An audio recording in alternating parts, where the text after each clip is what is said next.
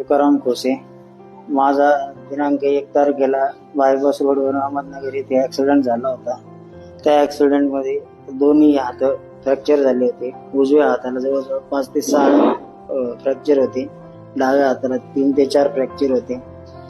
मी भालेराव सरांचं नाव ऐकून होतो. त्यांची भेट घ्यायला आलो. त्यांनी मला ऑपरेशन साठी सजेस्ट केलं.